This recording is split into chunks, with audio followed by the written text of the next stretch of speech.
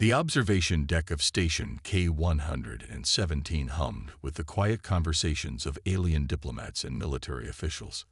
Through the massive transparent windows, countless stars dotted the cosmic canvas, their light twinkling against the backdrop of infinite darkness. The station's position at the edge of known space made it perfect for monitoring primitive civilizations. Admiral Ta-1 maintained his stoic posture, his aged hands clasped firmly behind his back as he studied the holographic display before him. His silver-streaked hair and lined face spoke of centuries of service to the Galactic Alliance. The display showed real-time data from thousands of observation posts scattered throughout the galaxy, each monitoring what the Alliance deemed developing species. The gathering today was special. Representatives from all 17 major galactic civilizations had assembled for their quarterly containment review. The air was thick with different atmospheric mixtures, accommodating the diverse biological needs of the attendees. Some floated in anti-gravity bubbles, while others stood on mechanical legs or hovered using personal propulsion units. Admiral, the latest reports are ready for presentation. Lieutenant Jai-Yun approached, her steps precise and measured. She wore the distinctive blue and silver uniform of the Galactic Observation Corps, the organization responsible for monitoring pre-spacefaring civilizations. Ta-1 nodded, his eyes never leaving the holographic display. Proceed with the briefing, Lieutenant. Jai-Yun activated her data pad, and multiple holographic screens materialized around the gathering. Honorable representatives, our quarterly review indicates stability across all monitored sectors. The primitive species continue their development at expected rates, with no concerning deviations from projected technological advancement patterns. A representative from the crystalline consciousness, its body shimmering with rainbow hues, chimed in. What of the humans? There were concerns about their rapid technological progress in the previous century. Sector 7, containing the Sol system, shows no signs of advancement beyond their planetary bounds. Jai-Yun responded confidently. While they have achieved limited space travel within their solar system, their technology remains centuries away from true interstellar capability. Ta-1 allowed himself a small smile. The humans had always fascinated him.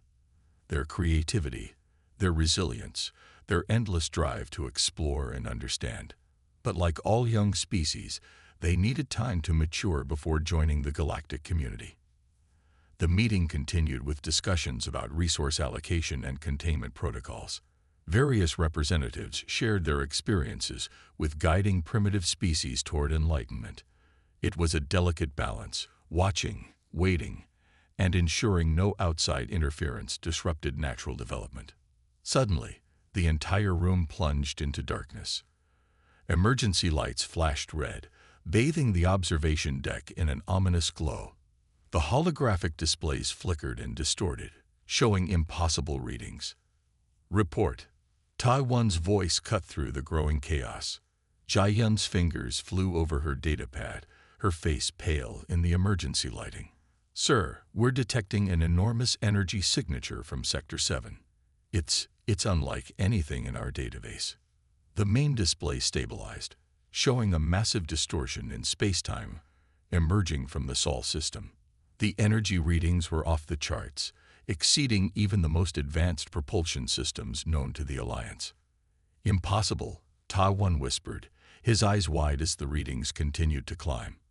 Everything they thought they knew about human capabilities was being shattered before their eyes. The representatives erupted in panic. The crystalline being's surface turned a deep worried purple. The hovering delegates descended to the deck, their anti-gravity units affected by the strange energy waves. Lieutenant, full spectrum analysis, now. Ta-1 ordered, maintaining his composure despite the shocking developments. Sir, the energy signature. It's some form of faster-than-light travel, but the method is completely unknown to us. The power output alone should be beyond their current technological level by at least 5 centuries. The station's sensors focused on the distortion, and what they revealed caused absolute silence to fall over the observation deck. Through the tear in space-time, a massive vessel emerged. Its design was unlike anything in known space, sleek, predatory, and radiating power that their instruments struggled to measure. It's human. Jai Yun's voice trembled as she read the analysis. The design signatures matched their aesthetic patterns, but the technology. Sir, we can't even begin to understand how they achieved this. Taiwan stared at the massive battleship, his mind racing with implications. Had they been wrong all along? Had the humans somehow developed in secret, beyond their careful observation? Or had they simply underestimated humanity's potential for advancement? As the representatives watched in stunned silence, more alerts began flooding in. Similar energy signatures were being detected across human space. Their entire civilization had somehow achieved what should have been impossible, and they had done it right under the noses of their watchers. The quarterly containment review had just become the most significant event in recent galactic history. As Taiwan gazed at the human vessel, he realized that everything was about to change. The age of observation was over. Humanity had arrived on the galactic stage, and they had done so in a way that no one could have predicted. The shock waves of this revelation would ripple through the galaxy for centuries to come, and Admiral Taiwan knew he was witnessing the beginning of a new era. The humans were no longer simply subjects of study. They had become players in the great game of galactic politics, and no one was prepared for what that might mean.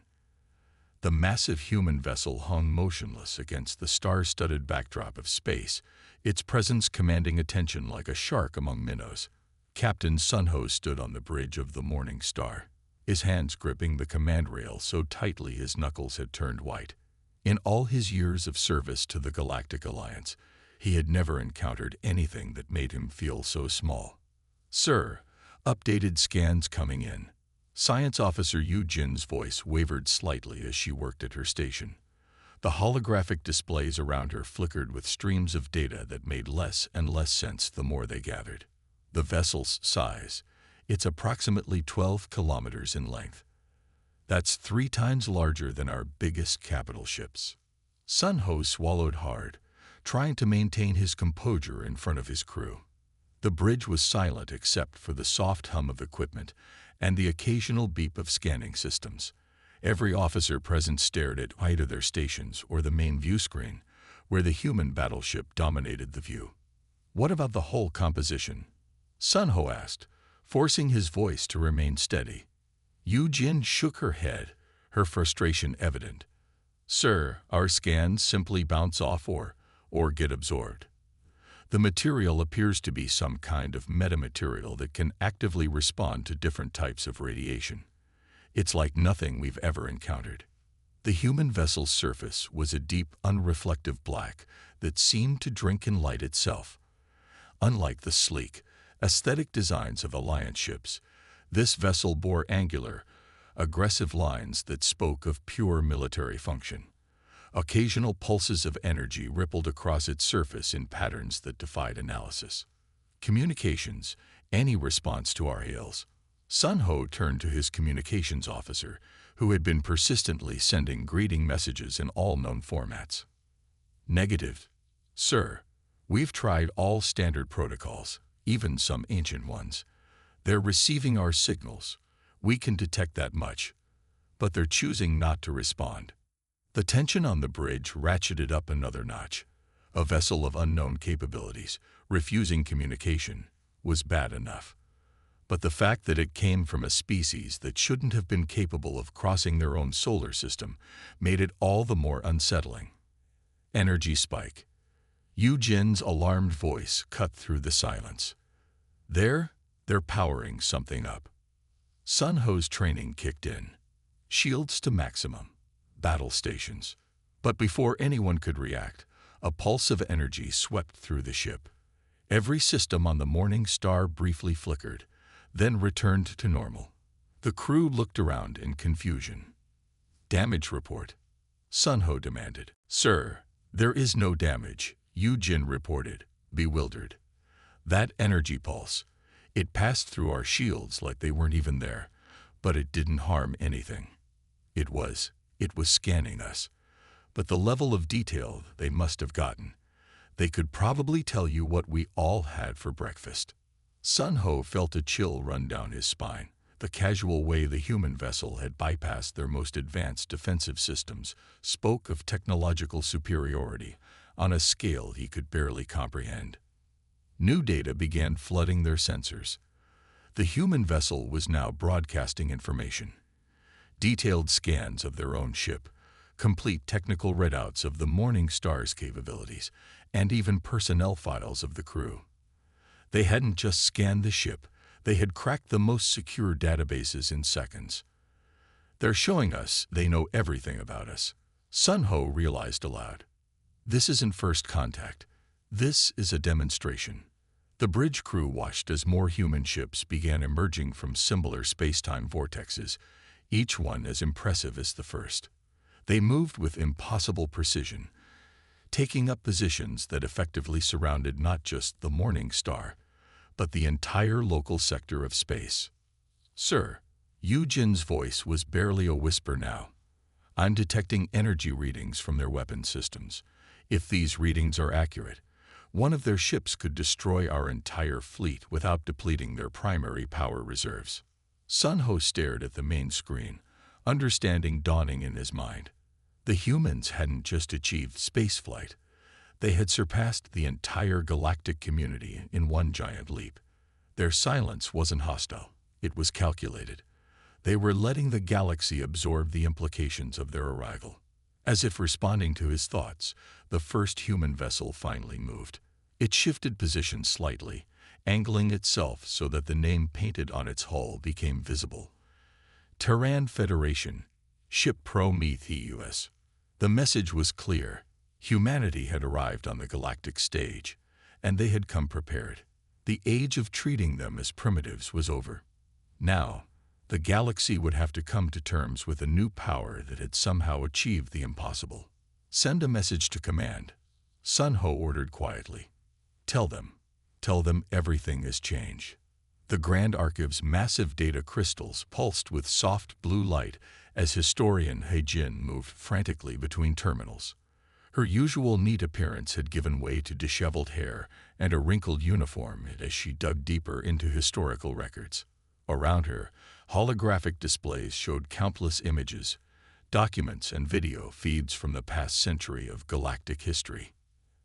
Admiral Ta One entered the archive chamber, his footsteps echoing in the vast space. The events of the past few days had aged him visibly, with dark circles under his eyes and a slight stoop to his normally rigid posture. "Admiral," He Jin called out, her voice filled with urgent excitement. "You need to see this." We were blind, completely blind. Her fingers danced across the control panel, bringing up a series of seemingly unrelated records. "What am I looking at?" Ta One asked, squinting at the floating displays. "Watch this security footage from the Centauri Trade Summit 50 years ago."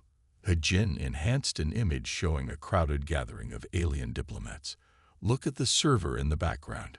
The image zoomed in on a seemingly ordinary worker carrying refreshments. Notice anything unusual about their movements? The way they position themselves to overhear key conversations. That's not random. That's intelligence gathering. Ta One's eyes widened as He Jin pulled up more footage. Different faces, different locations, but the same precise, calculated behavior. Humans, hidden in plain sight at every major galactic event for the past century. But how did they get past our security? Ta One wondered aloud. Our genetic scanners should have detected them. He Jin pulled up another set of records. That's where it gets interesting.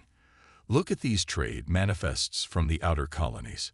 She highlighted several entries, small purchases scattered across different systems. Genetic modification technology, stealth systems, quantum computing components, each purchase too small to raise alerts, but together. They were building something. Ta One finished, realization dawning on his face. Not just building, learning. He Jin brought up more records. Every time we classify them as primitive, they were watching us. Every time we discussed their containment, they were listening. The humans turned our own surveillance against us. The historian pulled up images of human technological development. See these jumps in their progress. We attributed them to natural development, but look at the timing. She overlaid the dates with major galactic technological announcements. They weren't developing technology. They were reverse engineering ours and improving it. Taiwan sank into a nearby chair, his mind struggling to process the implications. The containment protocols were exactly what they wanted. He-Jin finished. We thought we were keeping them isolated, but isolation gave them privacy. Privacy to develop, to prepare, to build that battleship that appeared yesterday. More records flashed across the screens. Subtle energy readings from Earth that had been dismissed as background radiation. Unexplained disappearances of small transport ships near the Sol system. Mysterious technical glitches in observation satellites. They even used our own classification system against us, He-Jin explained, pulling up the official species development rankings. They deliberately maintained the appearance of a pre-FTL civilization, while secretly advancing far beyond our current level. The Admiral stood and walked to a window overlooking the Archive's vast data storage system. How many others knew? How many of our own people might have helped them? He-Jin brought up personnel files. That's another interesting pattern. Over the past century, several low-ranking officials disappeared after reporting unusual activities around Earth. Their concerns were dismissed, their reports buried in bureaucracy. And now they've revealed themselves, Taiwan mused. But why now? Why not continue hiding and developing their technology further? He-Jin's expression grew serious. That's what worries me most, Admiral. The humans aren't just smart. They're methodical. If they're showing themselves now, then they must have a reason. Taiwan finished grimly. Something important enough to risk exposing their true capabilities to the galaxy. The historian nodded, pulling up one final set of records. There's something else in the deep space scans from Earth's system. Something they've been tracking that we missed completely. Whatever it is, it's coming from outside the galaxy, and the humans have been preparing for it for decades. The revelation hung heavy in the air of the Grand Archive. The humans hadn't just fooled their watchers. They had used the galaxy's own systems and prejudices to prepare for something only they had seen coming.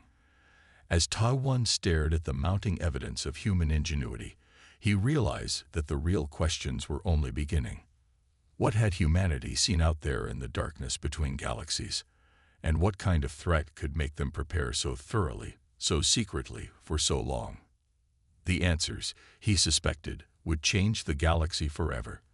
The vast emptiness of space, filled with the gleaming hulls of 600 warships, their formation spreading across millions of kilometers like a giant net. Commander Do-hyun stood on the bridge of his flagship, the Stellar Sword, watching as the pride of the Galactic Alliance moved to surround the solitary human vessel. All ships report ready, Commander, his tactical officer announced. Weapons are charged and targeting systems are locked. Do-hyun nodded, his expression stern. The human vessel dwarfed even his flagship, its dark hull seeming to devour the light of nearby stars. Despite its size, it remained motionless, making no attempt to evade the approaching fleet. Open a channel to all ships, Do-hyun ordered. His voice carried across the entire fleet as he spoke. This is Commander Do-hyun. The unknown vessel has refused all communication and entered restricted space. We will demonstrate the power of the Alliance.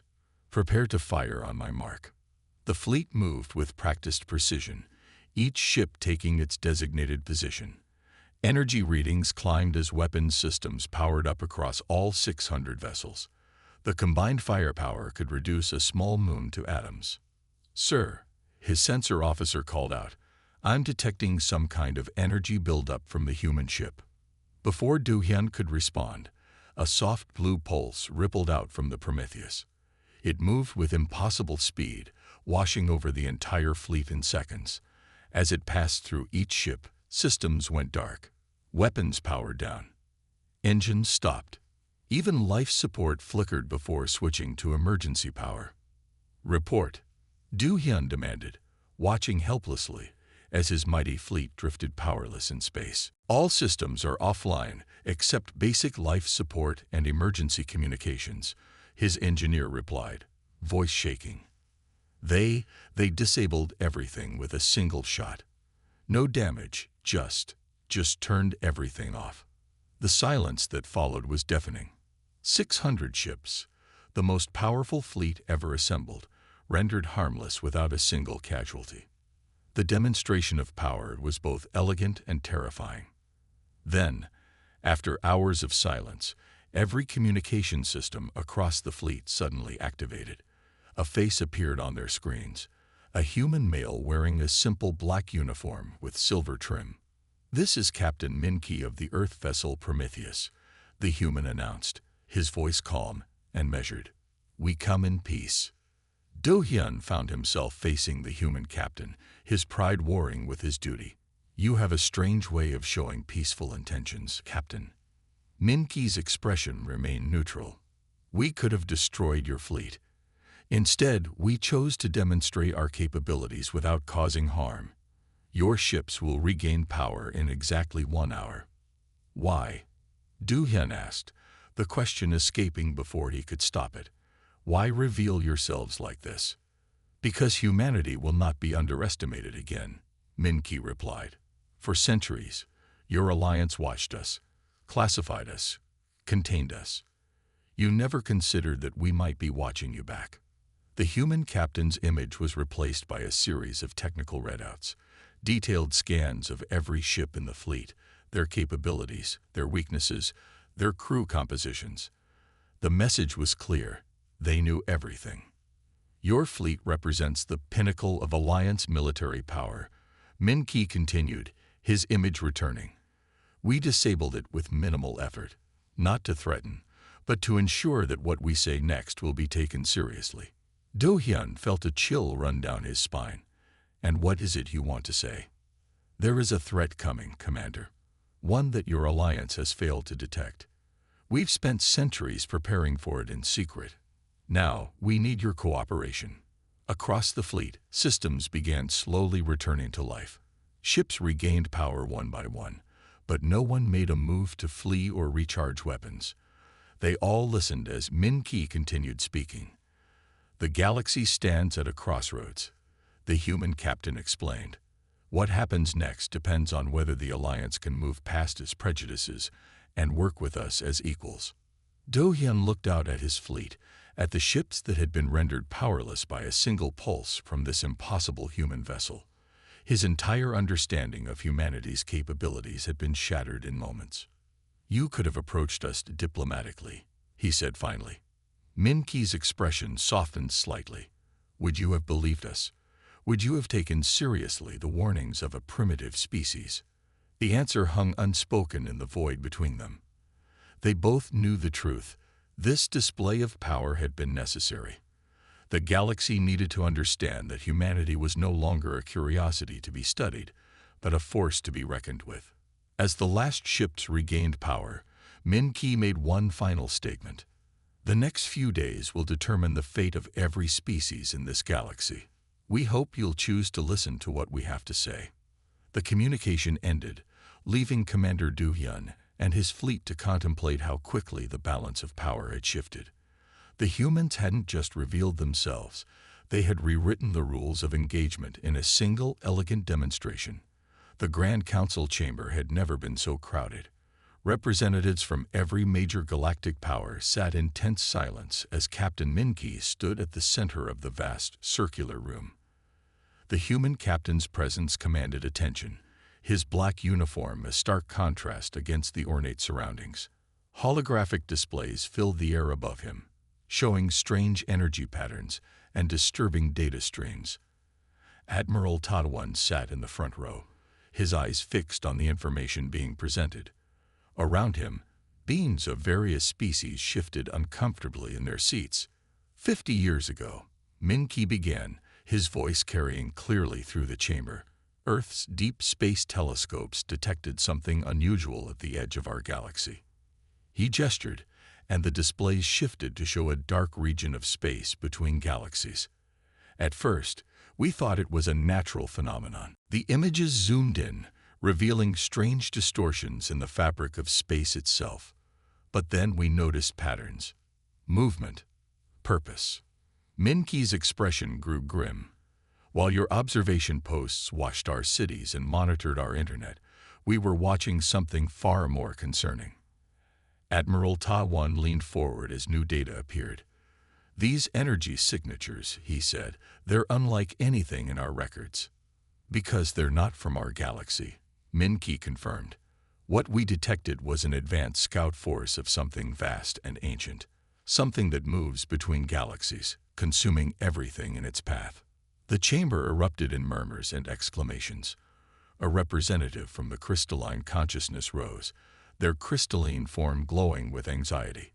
"If what you say is true, why didn't you alert the Alliance?" Min-Ki's laugh held no humor. "Would you have believed us? A primitive species claiming to have detected a threat that your advanced civilizations missed." He shook his head. "No, we knew we had to prepare on our own." The displays changed again, showing the development of human technology over the past 5 decades. But now, with context, the progression made a chilling kind of sense. Every advancement, every breakthrough, had been specifically designed to combat the approaching threat. "Our ships weren't built for exploration," Min-Ki explained. "They were built for war, the hull material that absorbs your scans, designed to resist weapons we've never seen used. Our faster-than-light technology, developed to match the movements we observed in the void." Admiral Ta-1 stood slowly, his voice heavy with realization. "You've been preparing for an invasion all this time." "Not just preparing," Min-Ki corrected. "Learning, adapting. Every piece of technology we acquired, every bit of data we gathered from your civilizations, was analyzed and improved upon with a single purpose: survival." The human captain brought up new images, showing massive construction projects hidden throughout Earth's solar system. Shipyards concealed within asteroids, weapons platforms disguised as mining operations, entire fleets waiting in dimensional pockets. "Humanity united under this threat," Min-Ki continued. "Every resource, every mind, every effort was directed toward preparation. We didn't have the luxury of political squabbles or economic competitions. We knew what was coming." A timeline appeared, showing the approach of the extragalactic force. "They will reach our galaxy within 5 years. Their advance forces will arrive sooner. We're revealing ourselves now because we need allies. Not to help us prepare, we've done that already, but to help us save as many worlds as possible." The chamber fell silent as the implications sank in. The humans hadn't just fooled their watchers. They had seen a threat to all life and chosen to prepare in secret rather than waste time trying to convince skeptical aliens. "How?" Admiral Ta-1 asked finally. "How did you advance so quickly?" Min-Ki's expression softened slightly. "Necessity. Admiral, when faced with extinction, impossible becomes meaningless. We took risks, made leaps of logic that your civilizations considered impossible. We had to. There was no time for careful, measured progress." The displays showed one final image, a map of the galaxy with predicted invasion routes marked in red. "This is why our ships can disable but not destroy. This is why we focused on defensive technology and faster-than-light travel. We're not preparing to win a war. We're preparing to save as many species as possible." The horror of what was coming, combined with the realization of how long humanity had carried this burden alone, settled over the chamber like a heavy blanket. The humans hadn't just advanced. They had evolved their entire civilization into a shield for a galaxy that had underestimated them. As the council members began to grasp the full scope of what humanity had been preparing for, Captain Min-Ki stood straight and proud. "Now you know the truth. The question is, will you help us save our galaxy, or will you continue to cling to your outdated perceptions of humanity?" The answer would determine the fate of countless worlds. The integration facility buzzed with activity as scientists and engineers from across the galaxy worked alongside their human counterparts. Science Director Hyrin stood at her workstation, marveling at the holographic display of human engine designs floating before her. After 3 months of working with human technology, she still found herself amazed by their unconventional approaches. You see, she explained to a group of visiting council members, her hands moving through the hologram to highlight specific components. Humans didn't try to improve existing faster-than-light technology. They looked at the problem from an entirely different angle. Around them, teams of mixed species worked on various projects. The facility had been constructed in record time, a massive space station dedicated to combining human and alien technologies. Through the vast windows, the Prometheus floated nearby, its dark hull still inspiring awe in all who saw it. Instead of pushing through space, Hyrin continued, they found ways to move space itself. They didn't try to overcome the universal speed limit. They simply changed the rules of the game. A human engineer named Lee approached, carrying a device that seemed to defy physics. "We're ready for the next test, Director," he said, placing the device on the testing platform. Hyrin nodded, and protective shields sprang up around the testing area. The device activated, creating a small bubble of altered spacetime. Objects placed inside seemed to move in impossible ways, unbound by normal physical laws. "This is just one example," Hyrin told the council members. "Their weapons, their shields, their communication systems, everything is built on principles we never even considered. They didn't climb the ladder of technological progress. They built their own ladder." In another section of the facility, Commander Do-hyun watched as human pilots trained Alliance crews on their new hybrid vessels. The ships combined human innovation with Alliance manufacturing capabilities, creating something entirely new. "Their combat doctrine is unlike anything we've seen," Do-hyun remarked to Captain Min-ki, who stood beside him. "They don't just fight. They think 5 steps ahead." Min-ki nodded, watching as a simulation played out before them. "We had to. When you're preparing to face an enemy that devours galaxies, you learn to think differently." The simulation showed a fleet of hybrid vessels executing complex maneuvers that would have been impossible just months ago. Human tactics combined with Alliance coordination created battle strategies that neither side could have developed alone. "I have to admit," Do-hyun said quietly, "we needed you. We just didn't know it. If the threat you detected had arrived before this." He left the sentence unfinished. Back in the main laboratory, Hyrin activated another demonstration. "Look at their approach to quantum mechanics," she explained. "They didn't try to observe quantum states. They learned to speak to them." The device she activated created a field where quantum particles appeared to dance to conscious direction. It was beautiful and impossible, yet it worked. Every piece of their technology, she continued, was developed with a single purpose: survival. They didn't care about scientific tradition or established theories. They cared about results. Throughout the facility, similar scenes played out. Crystalline beings learned to interface with human neural networks. Gaseous entities discovered ways to enhance their natural abilities using human-designed fields. Species that had never worked together found common ground in the face of the approaching threat. The Prometheus had become more than just a ship. It was a symbol of what was possible when necessity drove innovation. Its presence reminded everyone of both the threat they faced and the hope they now had. "We have 2 years," Min-ki announced during the daily briefing. 2 years to prepare as many worlds as possible. Every day we discover new ways to combine our technologies, new strategies to save more lives. Do-hyun looked at the latest reports from the hybrid fleet exercises, and every day, we become stronger together than we ever were apart. As night fell on the artificial day cycle of the facility, Hyrin stood at her window, watching the stars. Among them, newly created hybrid ships practiced maneuvers, their hulls combining the sleek aesthetics of Alliance design with the practical efficiency of human engineering. "We're ready," she whispered to herself, though she knew the real challenges still lay ahead. The galaxy was changing, preparing, adapting. And it was humanity. The species they had all underestimated. that had made it possible. The integration facility never slept, its lights burning through the artificial night as the work continued.